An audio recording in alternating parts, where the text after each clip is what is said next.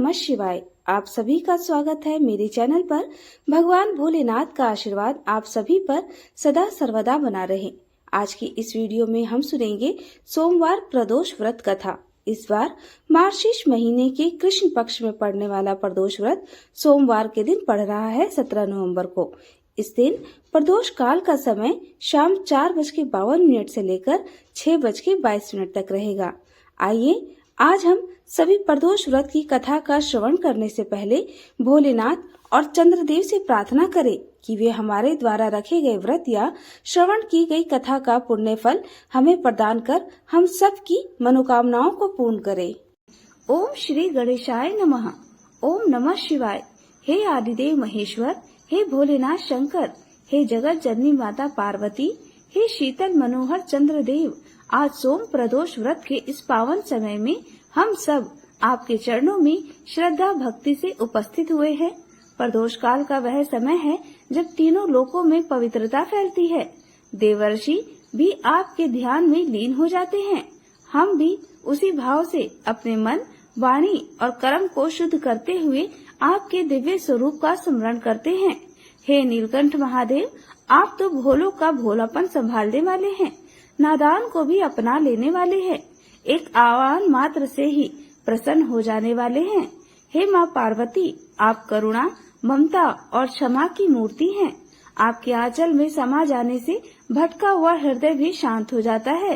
हे चंद्रदेव, आप शिवस, शीतल और शांत हैं। आपकी चंद्र कलाओं से जीवन में माधुर्य, प्रेम और स्थिरता आती है।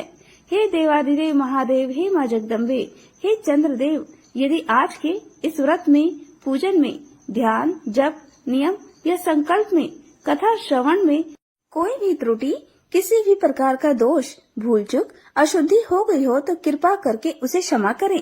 हमारा उद्देश्य सदैव पवित्र रहा है। हमारा मन आपका ही रहा है।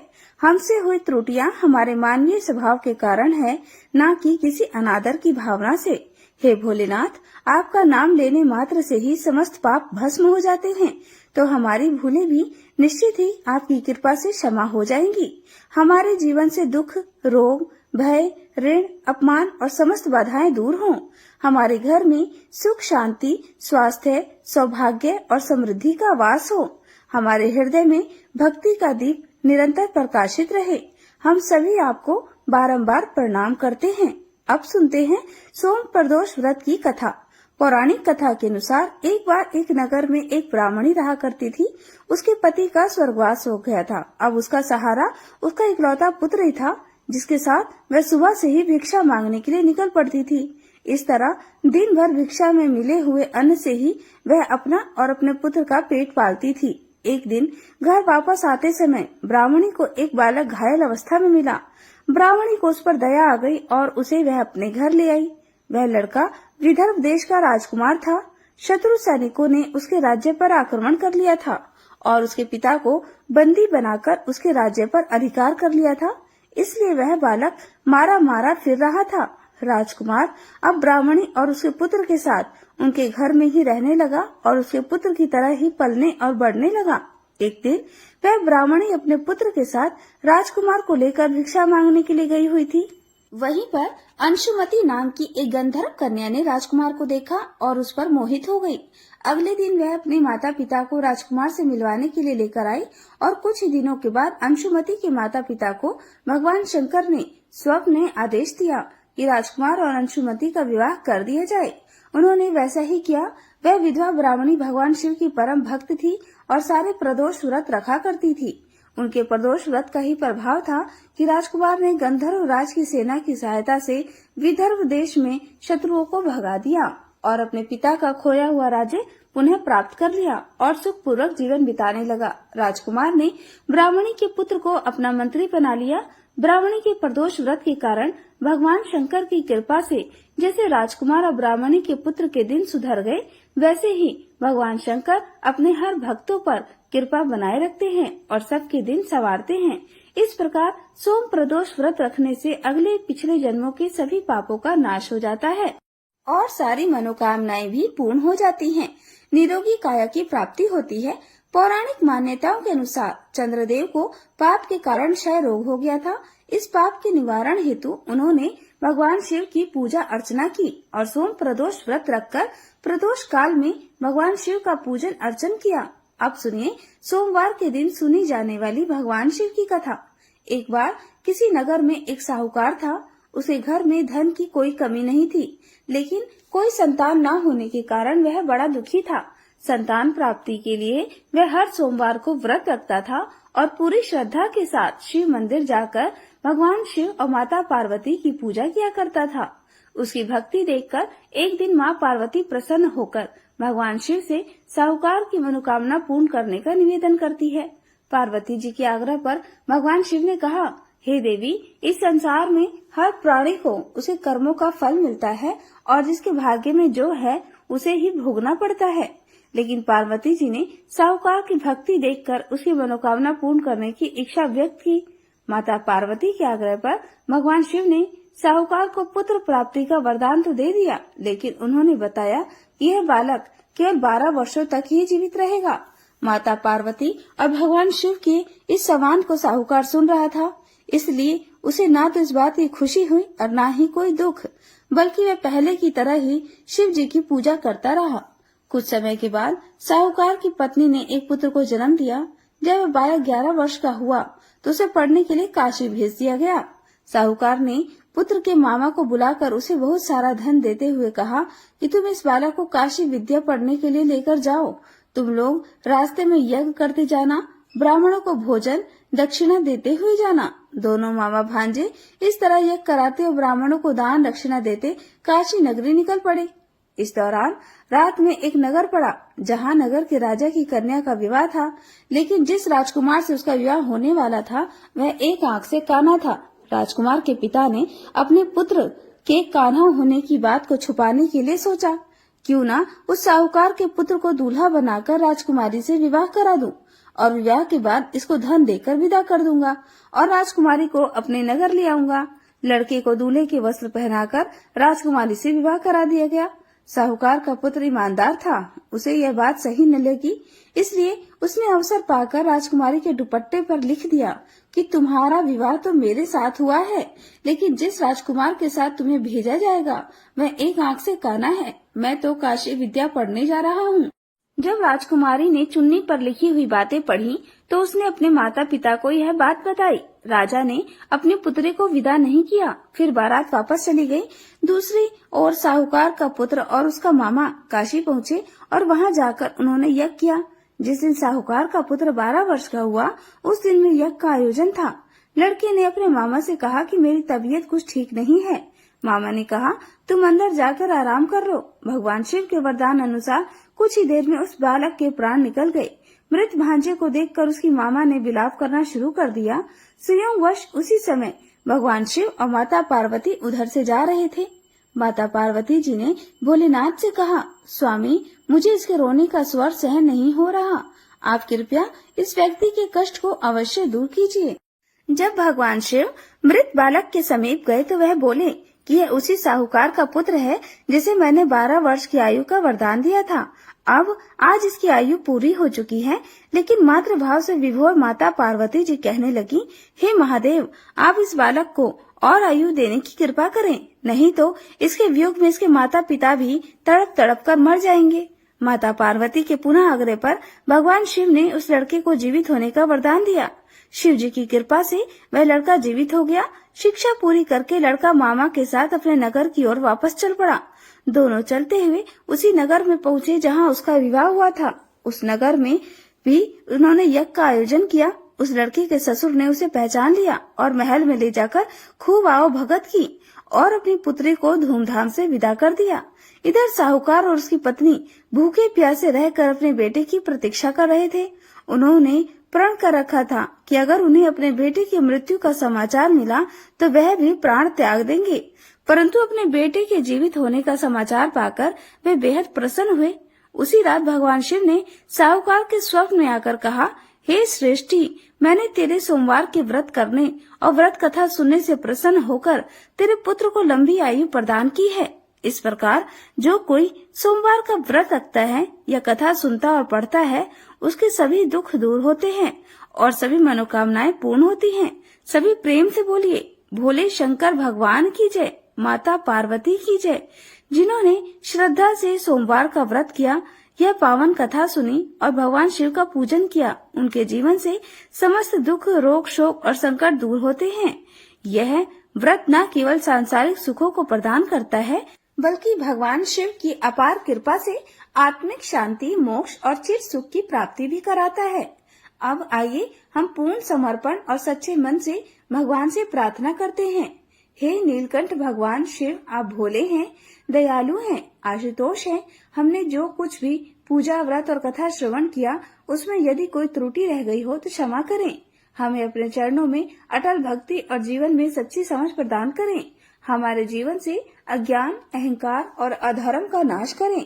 शिव शिव कहकर हम जीवन की राह पर चलें। यही हमारा संकल्प है। ओम नमः शिवाय। सोमवार व्रत की महिमा अमोघ है।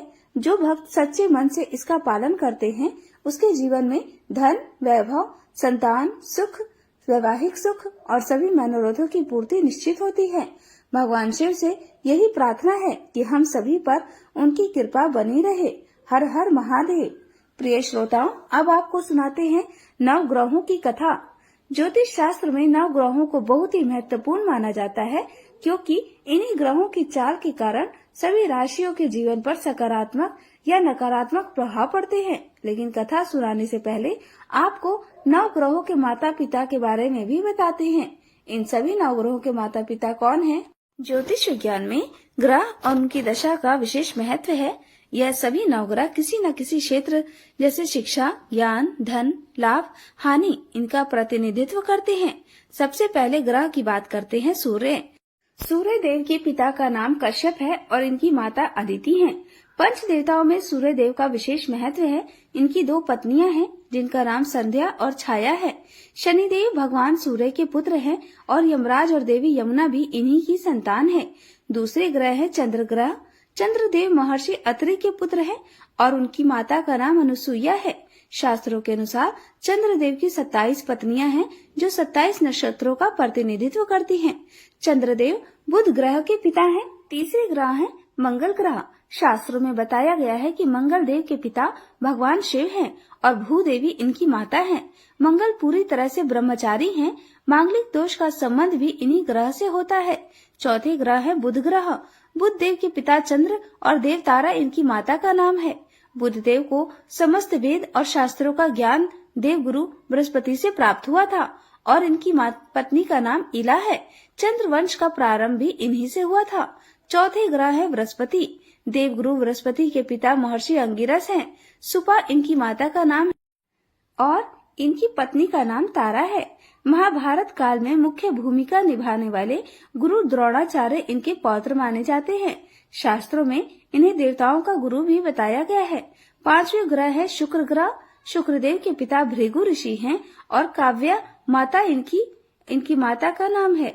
इन्हें कठिन तप के कारण भगवान शिव से मृत संजीवनी विद्या प्राप्त हुई थी। इनकी पत्नी का नाम जयंती है, जिन्हें देवराज इंद्र की पुत्री के रूप में जाना जाता है। छठे ग्रह है शनि ग्रह। शनिदेव भगवान सूर्य के पुत्र है और इनकी माता का नाम छाया है। लेकिन शनि का स्वभाव अपने पिता के गुणों से बिल्कुल विपरीत है। शनिदेव कर्मों के अनुसार फल प्रदान करते हैं और इनकी पत्नी का नाम धामिनी है। सातवें ग्रह है 7वें 8वें ग्रह के रूप में राहु और केतु को जाना जाता है, जो कि समुद्र मंथन के समय तक अमृत पान करने से पहले तक स्वरभानु था, जिसके पिता का नाम विप्रचित था और माता का नाम सिंहिका था। राहु की 2 पत्नियां हैं, जिनका नाम नागवल्ली और नागकर्णी है। इनका वाहन काले अश्व वाला रथ है। वही स्वर भानु दैत्य के धड़ से केतु उत्पन्न हुए थे, जिनका वाहन चील है। यह तो था सभी 9 ग्रहों का परिचय। अब सुनिए 9 ग्रहों की कहानी। एक बार की बात है, किसी गांव में एक भाई बहन रहते थे। बहन का विवाह हो चुका था, तो एक दिन भाई अपनी बहन से मिलने के लिए उनकी ससुराल जा रहा था। रास्ते में भाई को एक सांप मिला और कहने लगा, मैं तुझे डसूंगा। भाई बोला, हे नाग देवता, मैंने ऐसा कौन सा अपराध किया है जो आप मुझे डसोगे? मैं तो अपने माँ बाप का एक ही पुत्र हूँ। बहन का एक ही भाई हूँ। मेरी पत्नी और मेरे बच्चे घर पर मेरा इंतजार कर रहे हैं। आप मुझे क्यों डसना चाहते हो? तब वह सांप बोला, तुम्हारे 9 ग्रहों की दशा लगी है, इसलिए मैं तुम्हें डस लूंगा। जब सांप किसी भी तरह राजी नहीं हुआ तो वह बोला, ठीक है, मैं अपनी बहन के घर उससे मिलने जा रहा हूँ। जब मैं वापस आऊंगा तब तुम मुझे डस लेना। सांप बोला, क्या पता तुम वापस आते समय इस रास्ते से आओ या ना आओ, मैं तो तुम्हें अभी डसूंगा। तब वह लड़का बोला कि तुम ठीक है, ऐसा करो, मेरे इस थैले में बैठ जाओ। जब मैं अपनी बहन से मिलकर वापस आऊंगा तब तुम मुझे डस लेना। सांप ने उसकी बात मान ली और थैले में बैठ गया। लड़के ने ऊपर से बेलपत्र ढक दिए ताकि वह किसी को दिखाई न दे और फिर अपनी बहन के घर पहुंच गया। बहन उस समय 9 ग्रहों की कहानी सुन रही थी। उसने भाई को आया हुआ देखकर भाई से कहा, भाई तुम बैठो, तो मैं पहले 9 ग्रहों की कहानी सुन लूं। तुम बैठो और मेरी कहानी भी सुनो। बहन ने कहानी कही, भाई ने कहानी सुनी। जीवों की, जानवर की, हाथी की, घोड़े की, कुत्ते की, बिल्ली की, भाई की, बहन की, घर के धनी की, बेटी जवाई की, देवरानी जेठानी की, सास ससुर की, संग की, सहेली की, सबके ग्रह शांत हो जाए। घर चले 8 पग, आदमी चले 4 पग, सांप बिच्छू भंवरे सब आग में जले। ऐसे भाई को कहानी सुनाकर बहन खड़ी हो गई और भाई के पास रखे थैले को देखकर भाई से बोली, भाई थैले में क्या लाए हो? इससे पहले कि भाई कुछ कहता, उसने वह थैला उठाया और घर के अंदर ले गई। थैला खोलकर देखा तो बेलपत्र, केले और संतरे बन गए और सांप एक चमचमाता हुआ हार बन गया। जब हार पहनकर वह बहन बाहर आई तो बहन के गले में चमचमाता हार देखकर भाई बहन से बोला, बहन इतना कीमती हार तुम कहाँ से लाई हो? बहन बोली, भाई तुम ही तो लाए हो मेरे लिए। थैले में केले और संतरे के साथ हार भी तो था। भाई ने सुना तो हैरान रह गया और बोला, बहन उसमें हार नहीं बल्कि मेरी मृत्यु का सामान था। ऐसा कहकर उसने सारी बात अपनी बहन को बताई और फिर कहने लगा कि बहन ये तेरे ही 9 ग्रहों की कहानी का प्रभाव है जो वह सांप हार बन गया। अब यह हार तू ही रख ले। कुछ दिनों के बाद बहन के घर रहने के बाद जब भाई वापस चलने लगा तो बहन बोली, भाई तुम्हारे 9 ग्रहों की दशा लगी है, तुम घर जाकर भाभी से कहना कि वे 9 ग्रहों की कहानी कहे। ऐसा कहकर उसने अपने भाई को विदा किया। भाई जब अपने घर पहुंचा और जाकर अपनी पत्नी से बोला कि सुनो, हमारे 9 ग्रहों की दशा लगी है, हम 9 ग्रह की कहानी रोज कहा करेंगे। मैं कहूँगा और तुम सुनना, तुम कहोगी तो मैं सुनूंगा। फिर बोला, जाओ 1 लोटा जल भर कर लाओ, साथ में चावल और चीनी के दाने भी लेकर आओ। उसकी पत्नी सारी सामग्री ले आई।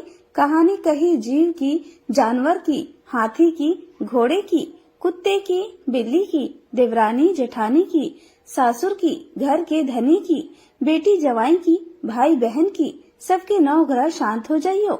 घर चले 8 पग, आदमी चले 4 पग, सांप बिच्छू भंवरे सब आग में जल जाइयो। सभी 9 ग्रहों को नमस्कार है। जैसे 9 ग्रहों की दशा भाई की उतरी वैसे ही इस कहानी को कहते, सुनते और हुंकारा भरते सब की उतरे। सब पर 9 ग्रहों की कृपा बनी रहे। आज का ये वीडियो यहीं खत्म होता है। अगर वीडियो थोड़ी सी भी पसंद आई हो तो चैनल को सब्सक्राइब और वीडियो को लाइक जरूर कर दीजिएगा। मिलते हैं अपने नेक्स्ट वीडियो में, तब तक आप सभी लोगों का बहुत बहुत धन्यवाद।